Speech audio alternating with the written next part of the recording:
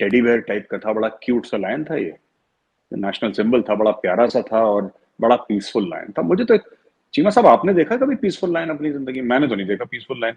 आप जब शेर, बब्बर शेर, आपके जहन में आती है बात, व्हाट डू यू थिंक?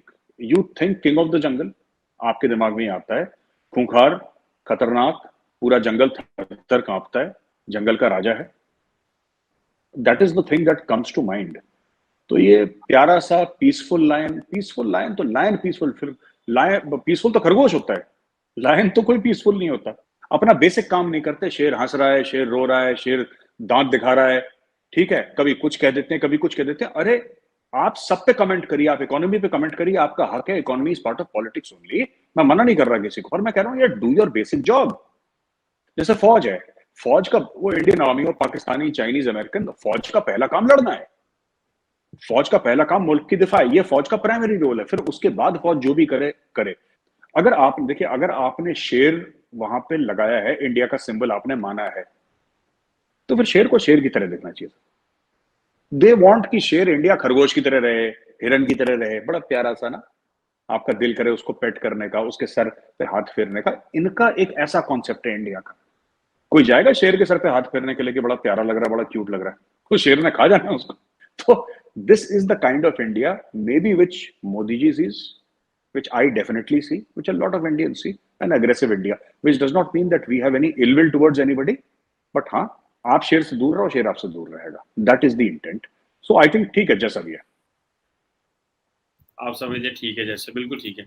अच्छा, मैं सब जो अगली इंपॉर्टेंट डिस्कशन आपसे करनी है वो ये है कि इंडिया जो है वो मिलिट्री मॉडर्नाइजेशन की तरफ भी जा रहा है और अपनी इंडिजिनस प्रोडक्शन की तरफ भी जा रहा है और एक्सपोर्ट की तरफ भी जा रहा है। बेसिकली ये जो एक्सपोर्ट का idea, what is an what triggers India के इंडिया को मिलिट्री एक्सपोर्ट करनी चाहिए? फॉर इंस्टेंस, मैं देख रहा था कि जो Stockholm International Peace Research Institute, उसका डाटा ये कह रहा है कि 2017 से लेके 2021 तक, 2021 तक, इंडिया जो है वो अपना जो डिफेंस एक्सपोर्ट है वो म्यांमार को, श्रीलंका को, आर्मीनिया वगैरह को बेच रहा था।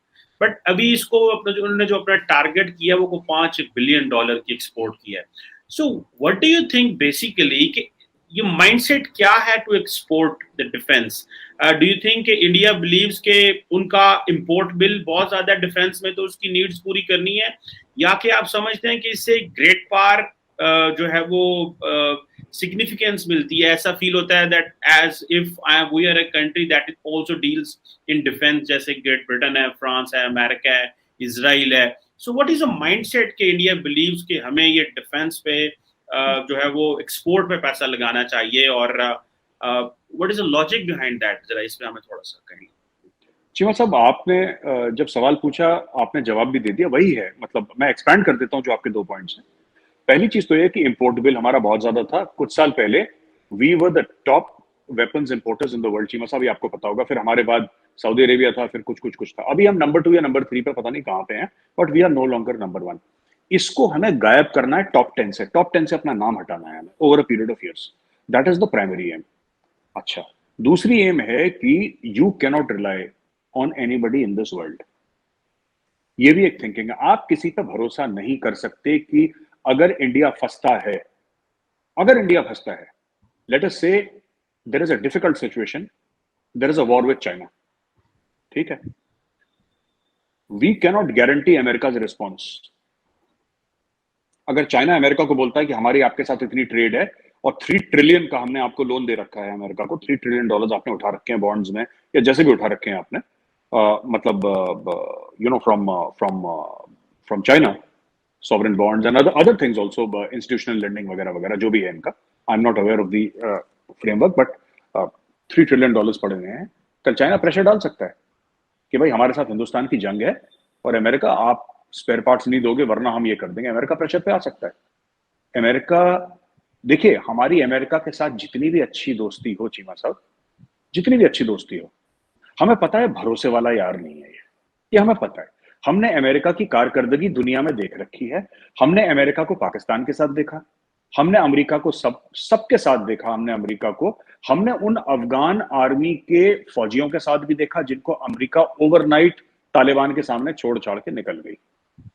तो ये हमें पता है बहुत पहले से, and we are very clear, we are not in anybody's block. Even during Russian time Cheema साहब, we were not in Russia's block. हमें पता है कि you can not depend on any big power, you have to depend on yourself. तो आपको खुद की capability बनानी होगी। एक और चीज है, हमारे यहाँ पास्ट में डिफेंस डील्स में बड़ा करप्शन रहा है चीमा साहब, करप्शन रहा है। बोफोर्स के बारे में आप पता नहीं आपकी नजरों से बात गुजरी कि नहीं गुजरी, लेकिन गन्स चीमा साहब, वहीं जो कारगिल में इस्तेमाल हुई थी। हाँ हाँ, कारगिल में इस्तेमाल हुई थी। बोफोर्स के ऊपर बड़ा एक बोफोर्स स्कैम था, फिर बाद में कोर्ट ने बोला, उसके ऊपर कोर्ट की अपनी मुख्तलिफ राय थी, अलग राय थी उसके ऊपर। Fact of the matter is कि ऑगस्टा वेस्टलैंड का या कोई भी और ऐसी प्रोक्योरमेंट थी हार्डवेयर की, not necessarily defence but also defence related. तो मोदी जी ने क्या करा, बोला साहब जो भी परचेज होंगे गवर्नमेंट टू गवर्नमेंट होंगे। सबसे पहली चीज, ये गवर्नमेंट टू गवर्नमेंट होंगे। तो इंडिया के ऊपर एक जमाने में सैंक्शंस लगे हुए थे आफ्टर दी जो हमारे न्यूक्लियर ब्लास्ट हुए थे, पाकिस्तान पे भी लगे, भारत पे भी लगे। सो अगर हमें कोई हथियार चाहिए था चीमा साहब, we had to perforce buy it through a third party, we had to buy it through arms dealers. Quattrocchi का नाम बड़ा फेमस है इंडिया में, उसके ऊपर बड़ा इन्वेस्टिगेशन हुआ। रशिया से जो मिलता मिलता अगर हमें वेस्टर्न कोई टेक्नोलॉजी चाहिए थी जो रशिया के पास नहीं थी, तो वो फिर हमें बड़ी दिक्कत थी चीमा साहब। Then we had to use a middle man. फिर मिडिल मैन को पैसा दो, वो आपके यहाँ पैसे खिला रहा है लोगों को, इंडियंस भी उसमें करप्शन में शामिल है, ये सब ये खत्म हो गया। ये बोला कि जो भी डील होगी साहब गवर्नमेंट टू गवर्नमेंट होगी। अगर एफएल खरीद रहे हैं तो Indian government will pay to France, France Dassault Aviation को जो देती है, जैसा भी करता है उनका बैक एंड का जो भी मर्जी उनकी, we are dealing government to government. एक तो ये चीज हो गई चीमा साहब।